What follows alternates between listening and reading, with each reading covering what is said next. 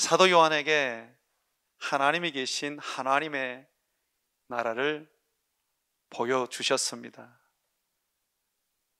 사도 요한이 본 하나님 나라는 먼저 하나님의 보좌가 있었고, 그리고 그 앞에 하나님을 섬기는 네 생물, 네 스랍이라고 부르는 아주 존귀한 천사장들이 있었습니다.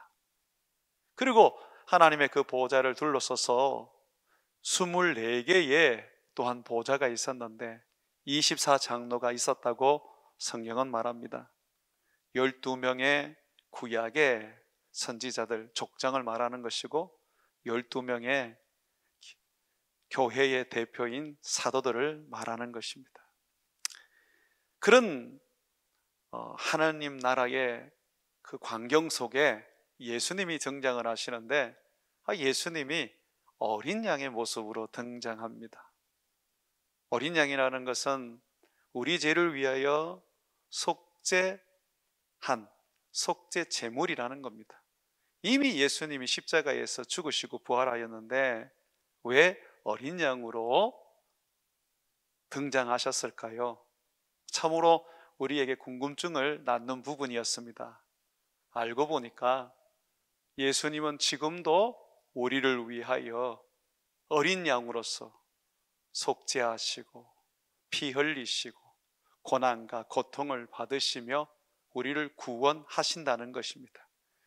우리는 지금도 어린 양이신 예수님의 살을 먹고 피를 마시며 살아가고 있다는 것입니다.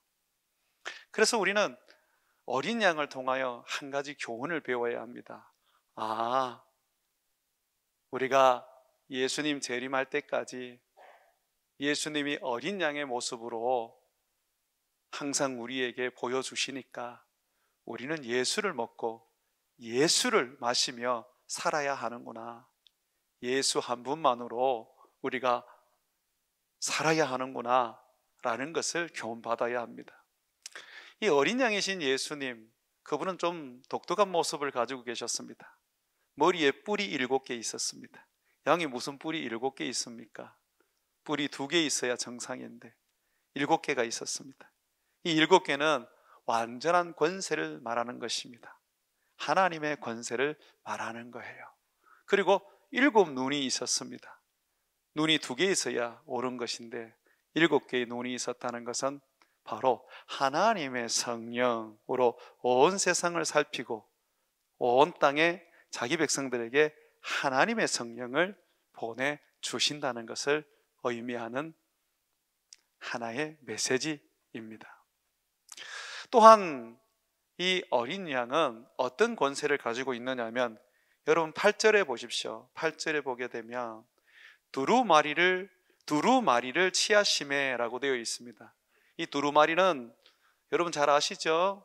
이건 책인데 앞뒤로 글이 서여져 있고 거기에 도장 7개가 찍혀가지고 아무도 그것을 열어서 볼 수 없도록 봉인되어 있었습니다. 이 두루마리는 하나님이 세상에 대하여 심판을 담고 있는 말씀이었습니다. 세상의 미래를 말해주는 말씀이었습니다. 그런데 아무도 그것을 열 수가 없었습니다. 하나님이 인을 치고 임봉을 했기 때문에 누구도 그 두루마리, 그 책을 열어볼 수가 없었던 것이죠. 그런데 예수님께서 그 두루마리, 그 책을 받으시고 그 책을 이제 열기 시작하시는 겁니다. 그래서 오늘 성경에 보면 예수님이 두루마리를 아버지로부터 취하셨다라고 말합니다. 그때에 24장로와 네 생물들이 하나님 앞에 찬양을 하는데, 그들이 마치 예수님께 드릴 예물을 준비한 것 같이 주님 앞에 2가지를 가지고 옵니다.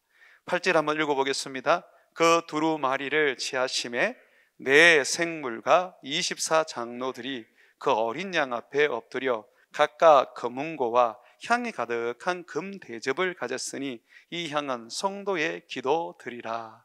여기 보면 금은고를 24장로들과 네 생물이 가지고 있었고, 또 성도들의 기도가 담긴 금대접을 가지고 있었다고 말하고 있습니다. 지금 어린 양 앞에 선 네 생물과 24장로는 예수님이 찬양 받기에 합당하신, 우리의 예배를 받기에 당연하신 하나님이라는 것을 말하고 있습니다. 여러분 잘 아시죠? 하나님 아니고 다른 것에 예배를 하면 다 우상 숭배입니다. 오직 예배는 하나님에게만 합니다. 지금 하나님 보좌 앞에 앉아있는 어린 양, 보좌 앞에 앉아있는 24장로와 그리고 네 생물, 그들이 어린 양에게 금은고를 가지고 나오는 것은 예배하기 위한 겁니다. 찬양하기 위한 겁니다. 여러분, 우리 예수님은 죽음을 이기시고 부활하사 하늘로 승천하신 하나님이십니다. 우리의 예배를 받기에 합당하신 분이십니다.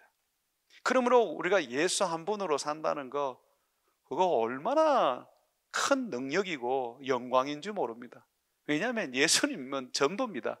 예수님은 하나님입니다. 또 보니까 성도의 기도를 담은 금대접을 가졌다고 했는데, 예수님께 드리려고 그 대접을 지금 24장로와 네 생물들이 끄집어낸 겁니다. 예수님은 우리의 기도를 받으시는 분입니다. 여러분, 하나님이 아니고는 기도를 받는 존재는 없습니다. 우리의 기도를 받는 분은 하나님이십니다. 아버지가 우리의 기도를 받으시고, 예수님이 우리의 기도를 받으시고, 성령님이 우리의 기도를 받으시는 하나님이십니다. 참으로 놀라운 분이시죠. 자, 이 어린 양이신 하나님을 24장로와 그리고 네 생물이 찬양을 하는데, 오늘의 말씀의 포커스는 바로 이 찬양의 가사에 담겨져 있는 말씀입니다. 한번 여러분 9절 10절 같이 한번 읽습니다. 시작. 그들이 새 노래를 불러 이르되 두루마리를 가지시고 그 인봉을 떼기에 합당하시도다. 일찍이 죽임을 당하사 각 족속과 방언과 백성과 나라 가운데에서 사람들을 피로 사서 하나님께 드리시고 그들로 우리 하나님 앞에서 나라와 제사장들을 삼으셨으니 그들이 땅에서 왕 노릇하리로다 하더라. 아멘. 지금 24장로와 네 생물이 예수님을 향하여서 예배합니다.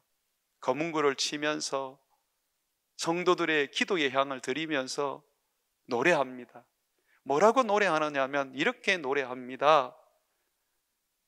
각 나라와 각 족속 그리고 여러 언어들 모든 백성들 그들을 피로 사서 하나님께 드리신 분이십니다 라고 먼저 노래를 합니다.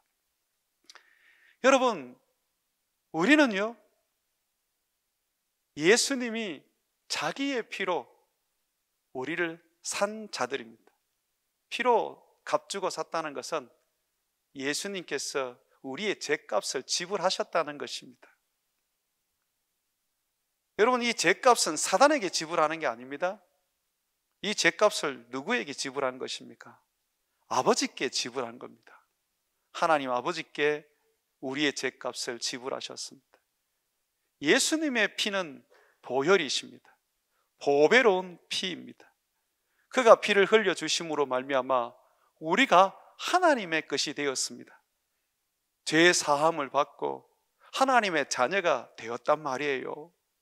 그런데 이 하나님의 자녀가 된 사람들이 보니까 이스라엘 사람들만 하나님의 자녀가 된 게 아니라 이스라엘 사람들을 넘어서 각 족속들 그리고 여러 언어를 말하는 방언을 가진 사람들 그리고 백성들 그리고 여러 나라들 그 나라들 가운데 있는 사람들 중에 자기를 믿는 사람들, 그들을 자기 피로 값주고 샀어 하나님께 드렸다고 말하고 있습니다. 사랑하는 여러분, 구원은 만민의 것입니다. 여러분 믿습니까? 이스라엘 것만이 아니라, 미국 사람의 것만이 아니라, 한국 사람의 것만이 아니라, 미얀마 사람의 것이고, 일본 사람의 것이고, 저 멀리 솔로몬 군도의 사람들의 것이라는 겁니다.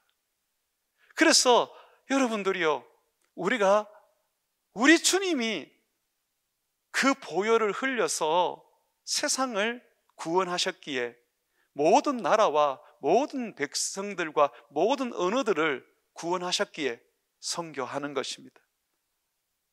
한국 사람만 내가 구원해야지, 한국에만 내가 교회 개척해야지, 내가 한국에 마음을 두고 내가 전도해야지 라고 하는 것은 여러분, 우리 주님에게 미안한 일이고 우리 주님이 어떤 분인지 잘 모르는 것입니다.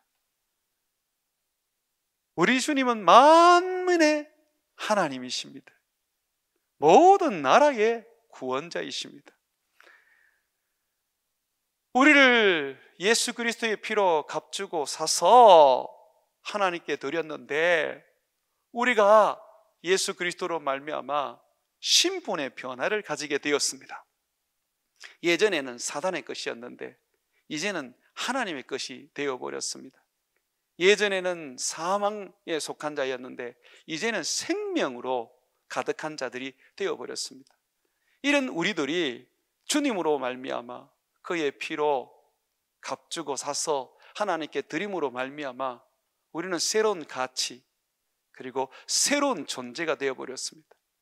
하나님의 자녀가 된 것, 예수님의 제자가 된 것 외에 또 다른 존재가 되었다는 것입니다. 오늘 성경 말씀에는 뭐라고 말합니까? 10절에 보니까 그들로 우리 하나님 앞에서 나라와 제사장들을 삼으셨으니 그들이 땅에서 왕노릇 하리로다. 나라와 제사장과 그리고 왕으로 우리를 삼았다고 말합니다. 여러분 하나님 나라입니다. 하나님 나라가 저 하늘 어느 한 곳에만 있는 게 아닙니다. 이 땅에 하나님 나라가 있습니다. 바로 여러분들이 하나님 나라입니다. 예수님이 그렇게 말씀하셨습니다.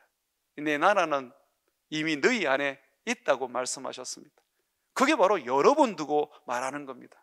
여러분들이 하나님의 나라입니다. 뿐만 아니라 여러분들이 하나님의 제사장입니다. 예수님은 대제사장이고 우리는 그 예수님을 보좌하면서 하나님 앞에 나와 제사장으로 하나님을 섬기는 자들입니다. 뿐만 아니라 예수님처럼 왕노릇하는 자들입니다. 이 땅에 권세 있는 자여, 이 땅에 능력 있는 자라는 것입니다. 이 나라라는 것은 어떤 의미를 가지고 있습니까? 우리가 이 나라라고 생각하면 하나의 어떤 영토를 생각합니다. 또는 어떤 장소를 생각합니다. 땅이 있어야 나라가 존재하고 영역이 있어야 나라가 존재한다고 생각을 합니다. 그런데 하나님은 땅도 아닌 우리를 자기의 나라로 삼으셨습니다. 자기의 나라로 삼았다는 것은 어떤 의미를 가지고 있습니까? 우리가 바로 이스라엘이라는 것입니다. 구약 성경에 하나님의 백성으로 하나님의 나라로 세워진 나라는 딱 한 나라, 아브라함의 자손들, 그들이 만든 이스라엘이죠. 맞죠? 그죠? 구약 성경에 보게 되면 이스라엘이 하나님의 택한 나라 아닙니까? 그래서 자기들은 선민, 선택받은 백성이라고 말합니다. 자, 그런데 예수 그리스도로 말미암아 그의 피로 구원을 얻고 그의 피로 값주고 산 모든 세상 사람들은 이제 다 이스라엘이 되어버렸습니다. 영적인 이스라엘이 되어버린 것입니다. 일부 세대주의 신학자들은 지금의 이스라엘이 맞이고 또 그들이 진짜 백성이고 우리는 이방인이고 우리는 그냥 하나님의 백성으로 그렇게 양자가 된 존재에 불과하다. 그러므로 이스라엘에 있는 그 이스라엘 사람들은 진짜고 우리는 거기에 비하면 그냥 가짜이다 라고 하는 분들이 있거든요.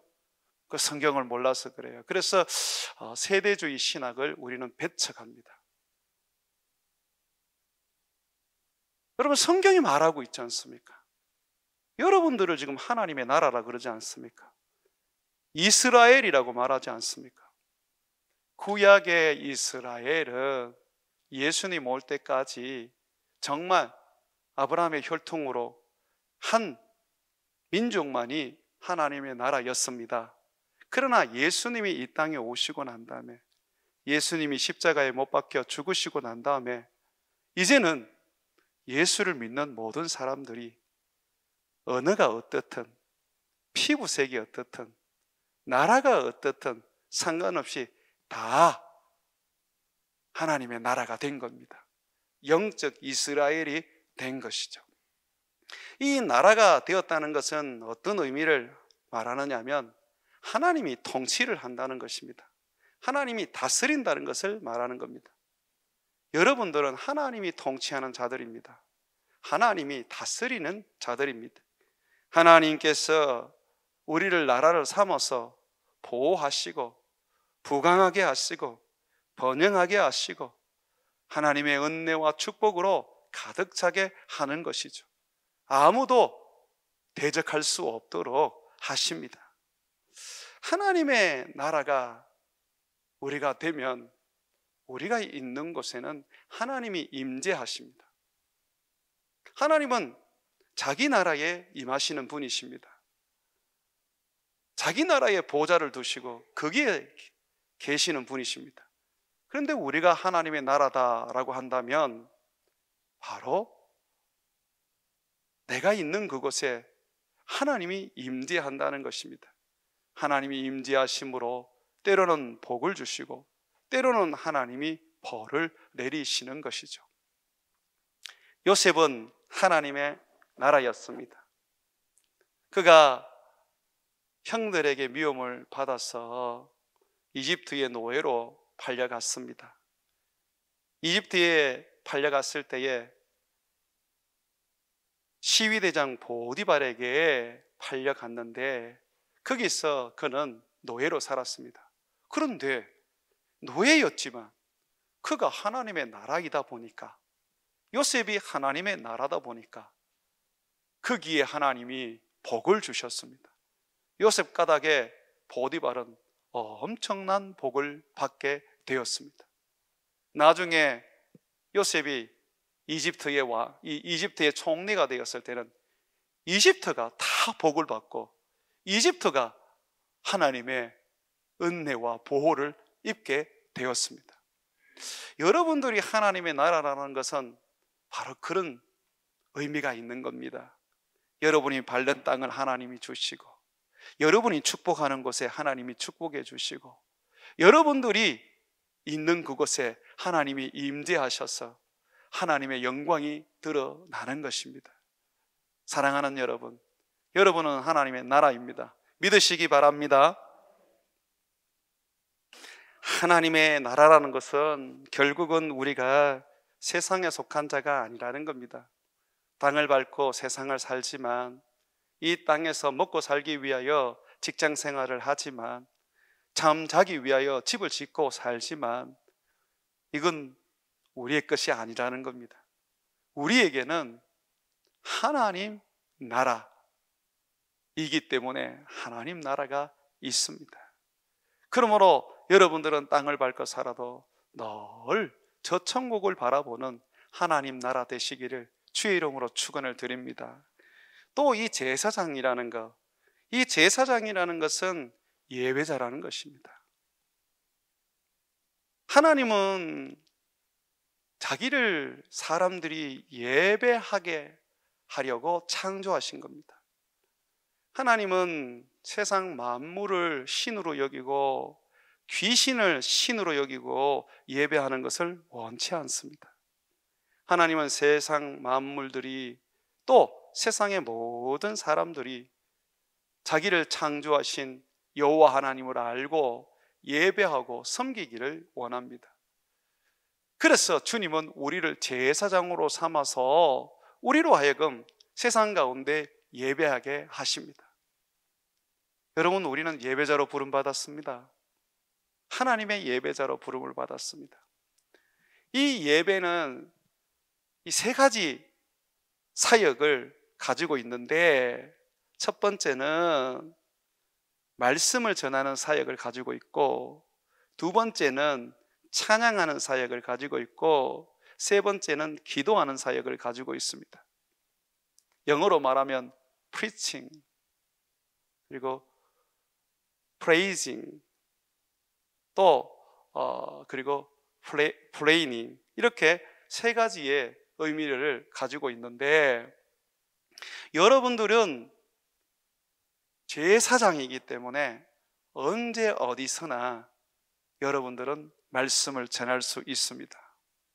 만약에 제가 이 자리에 없다면 여러분들이 예배를 드리는데 누군가 말씀을 전해야 한다면 여러분들 중에 누구든지 이 강단에 서서 설교를 할 수 있습니다. 다만 제가 지금 이 자리에서 설교를 하는 것은 교회의 질서에 따라서 제가 말씀 맡은 자로 교회가 권위를 주었기 때문에 이 자리에 서는 것입니다.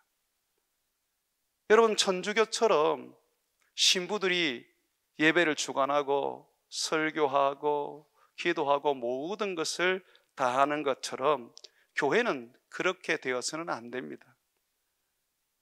얼마 전에 어느 분이 전도를 해서 그분이 예수님 영접하셨는데 나이가 너무 들어서 교회를 올 수 없다는 겁니다. 그러면서 저보고 목사님, 세례 좀 주시면 안 되겠습니까? 그렇게 얘기를 하시더라고요. 그래서 제가 그분에게 웃으면서 말했습니다. 직접 주세요. 주셔도 됩니다. 여러분, 이것이 어떤 하나의 혁명적인 이야기겠습니까? 그러나 이것은 혁명이 아닙니다. 이미 16세기에 종교개혁이 일어날 때에 만민 제사장에 대하여 온 세상에 알려주었습니다. 성경은 여러분이나 나나 다 제사장이라고 말합니다. 목사님은 대제사장이고 우리는 제사장이다. 절대 아닙니다. 대제사장은 예수님이 대제사장입니다. 우리 모두는 제사장일 뿐입니다. 아닙니다, 목사님.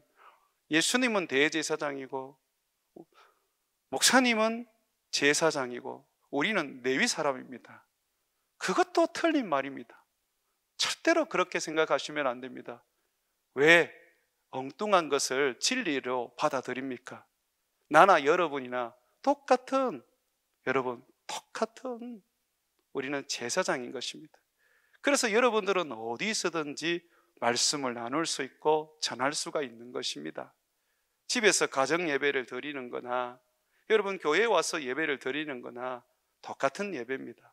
가정에서 예배를 드릴 때는 집에서 누가 한 분이 성경을 읽고 말씀을 나누는 것은 합당하고 당연하고 하나님이 받으시는 예배입니다. 우리가 제사장이라는 말이지요.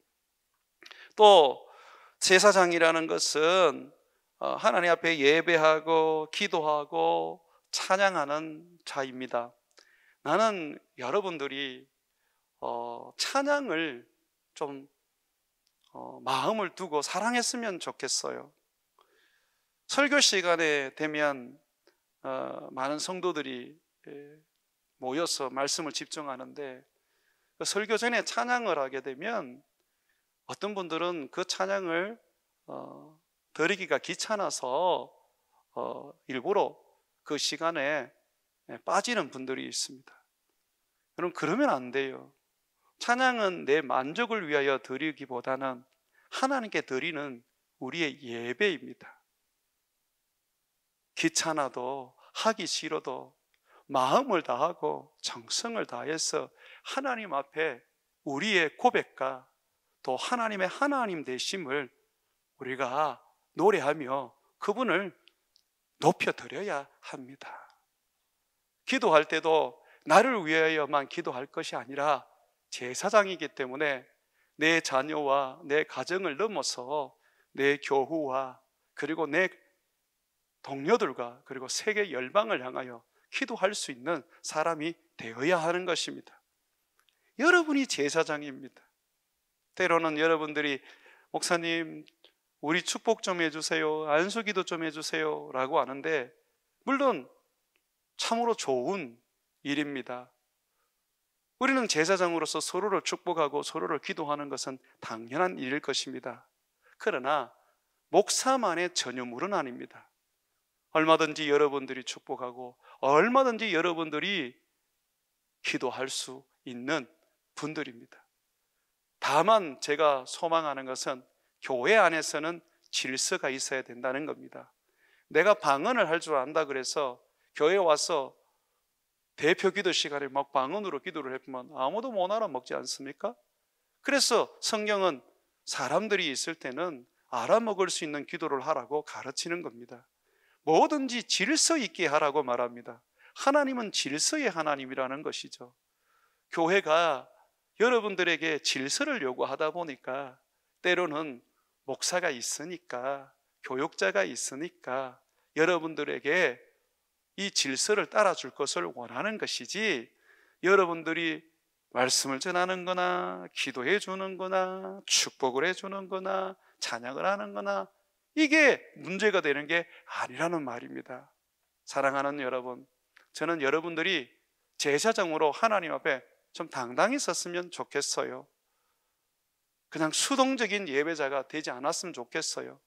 목사 하나 바라보는 그런 분이 아니라 목사와 함께 하나님을 예배하는 예배자가 되었으면 너무 좋겠습니다.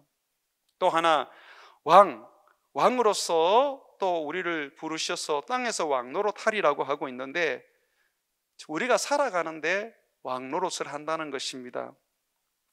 어떻게 이게 가능한가라고 우리가 생각하는데 왕은 무엇보다도 심판을 합니다.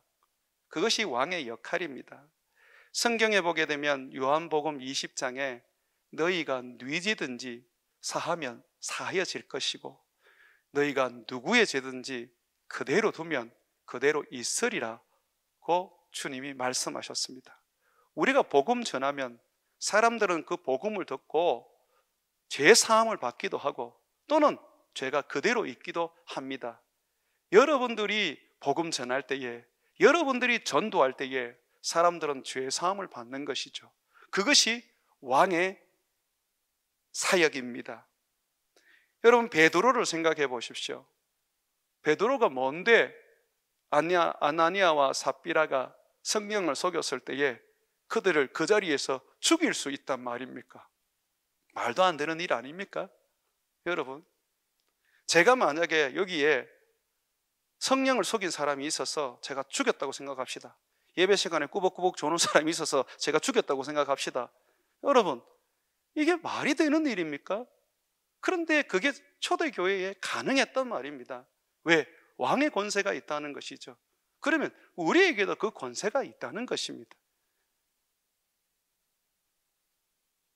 우리가 이 세상을 살면서 고난받고 매맞고 사람들에게 업신여김을 받고 있지만 그러나 우리는 왕의 권세를 가지고 있습니다. 사람들로 하여금 제사함을 받게 할 뿐만 아니라 예수의 이름으로 귀신을 내어 쫓는 그런 권세를 우리는 드러냅니다. 우리가 축복을 하면 사람들이 그 축복대로 되기도 하지요. 뿐만 아니라 주님이 우리에게 뭐라고 말합니까? 온 만물이 너희가 믿음만 있으면 복종할 것이다. 겨자씨만한 믿음만 있으면 산을 들어 바다를 메꾸라고 한다면 그대로 될 것이다 라고 예수님이 말씀하셨습니다. 만물이 우리에게 복종할 거라고 말해요. 우리에게는 이토록 왕의 권세를 하나님이 주신 것입니다. 자, 이렇게 우리는 가진 게 많습니다. 물질적으로는 가난하지만 몸으로는 병들어 있지만, 나이로는 이제는 노쇠하지만, 그럼에도 불구하고 우리는 예수 그리스도의 피로 값주고 하나님께 드려진 존재가 되었기 때문에 하나님은 우리를 나라와 제사장과 왕으로 삼았다는 것입니다. 그러면 왜 우리는 나라로서, 하나님의 나라로서, 또 하나님의 제사장으로서, 하나님의 왕으로서의 그런 능력과 그런 권세가 나타나지 않는 것일까요? 주님 앞에서 똑바로 살지 않아서 그렇습니다. 이스라엘 나라가 하나님의 나라였지만 늘 부강하고 번성하고 축복이 가득했습니까? 하나님 앞에서 바로 살고 하나님의 뜻을 위하여 살고 하나님 앞에서 믿음으로 살며 백성들을 위하여 헌신하며 살 때에 하나님은 능력을 주셔서 그 나라를 부강하게 하셨고 제사장으로서의 권세와 능력이 나타나게 하셨고 왕의 위엄과 권위가 나타나게 했습니다. 그러나 하나님 나라지만, 하나님의 제사장이지만, 하나님의 왕이지만 왕답게 살지 못할 때에, 하나님 나라답게 살지 못할 때에, 제사장답게 살지 못할 때는 하나님이 벌을 내리셨습니다. 다윗은 하나님이 세우신 왕 중에서 이스라엘 나라 가운데에 가장 영향력 있고 훌륭한 왕이었습니다.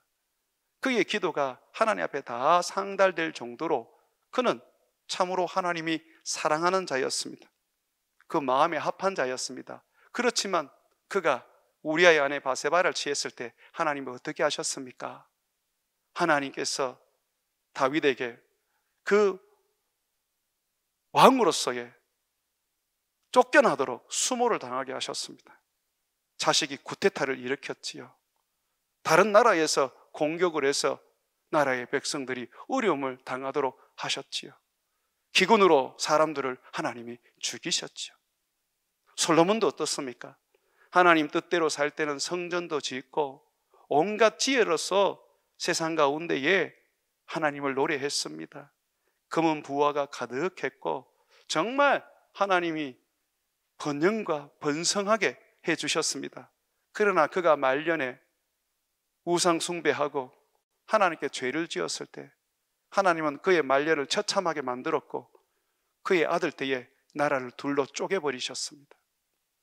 하나님의 나라라 할지라도 하나님 백성답게 살 때에, 하나님의 뜻대로 살 때에, 하나님이 원하시는 그 삶대로 살 때에 나라로서 능력이 나타나고 가치가 드러나는 것입니다.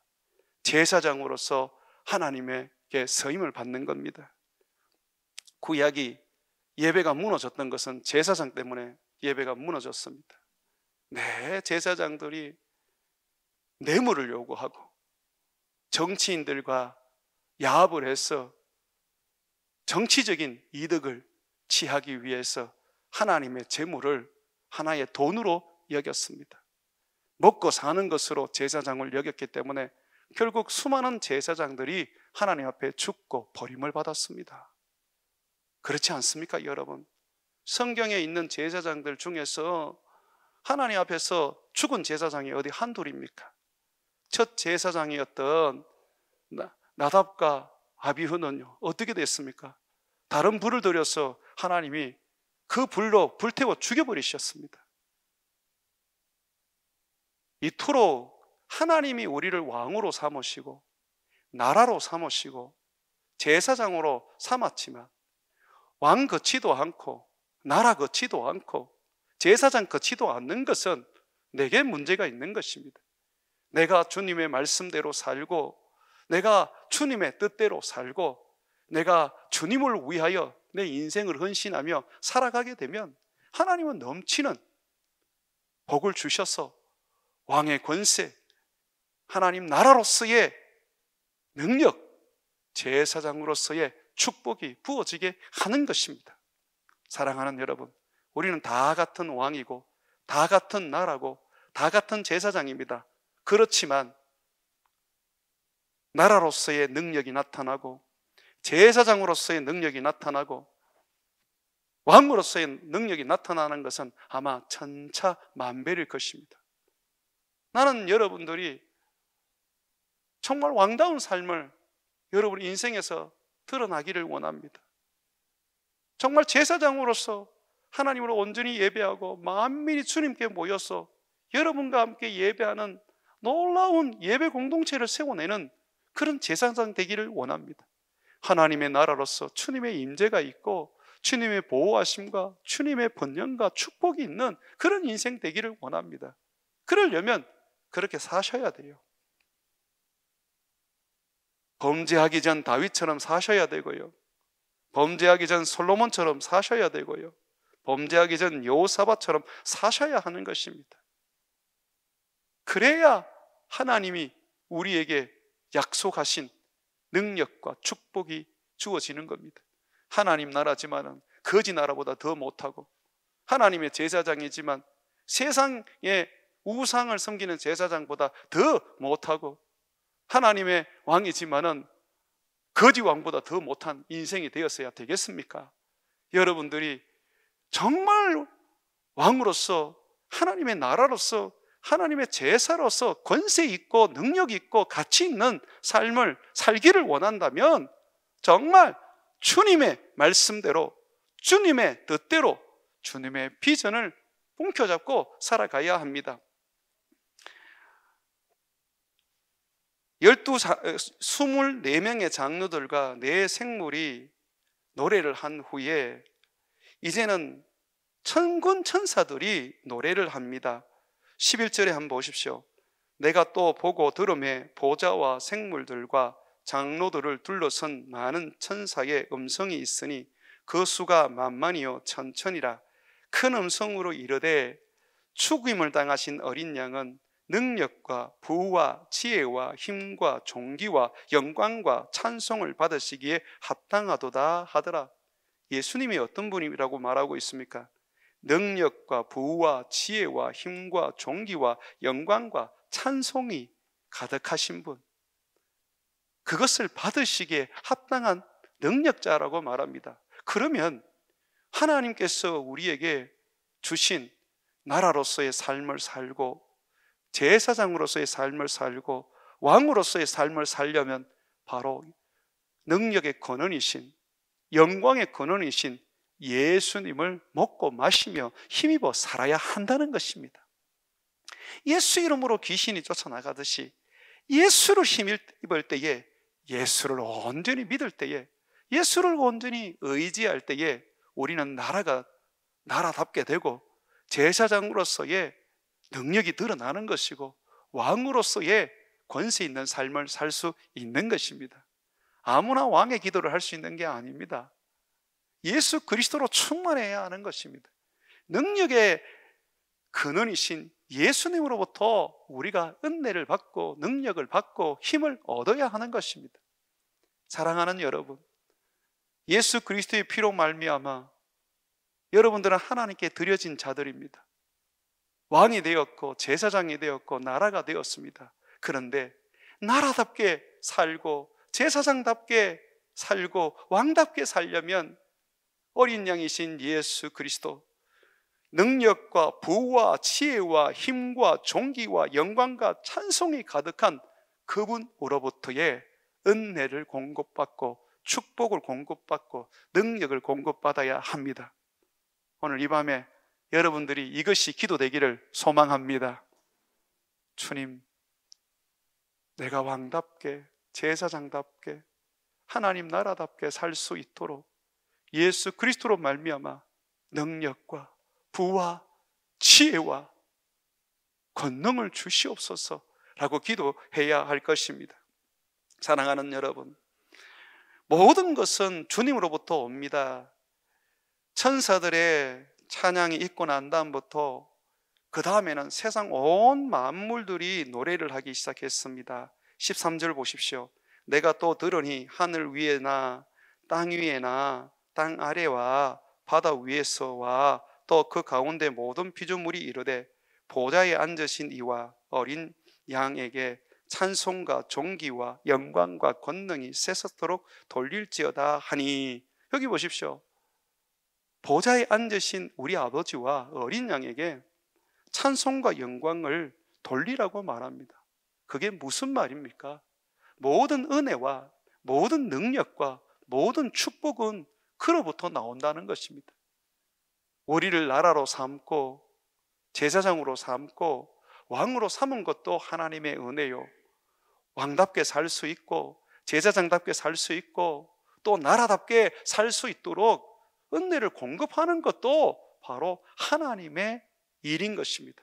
그러므로 우리가 오늘 이 요한계시록 5장의 네 생물과 24장로의 노래와 만만과 천천의 천사들의 노래와 땅 위와 땅 아래와 땅에 있는 모든 만물의 노래를 통하여 우리는 인정해야 합니다.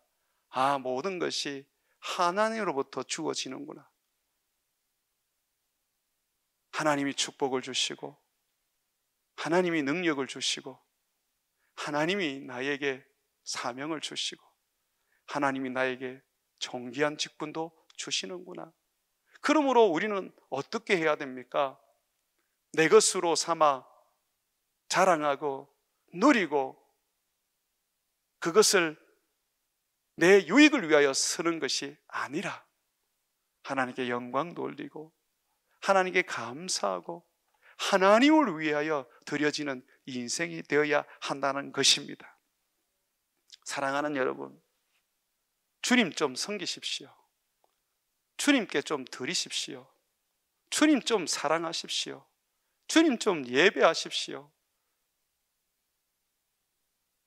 꼭 내가 필요해야 예배하고 어려워야 기도하고 마음이 답답해야 교회를 찾아오는 것이 아니라 기쁠 때나 슬플 때나 힘들 때나 힘들지 않을 때나 한결같이 우리 주님을 노래하고 우리 하나님을 감사하고 그분을 위하여 살려고 애쓰고 그분을 위하여 내 인생을 드리려고 노력하는 삶을 사셔야 합니다.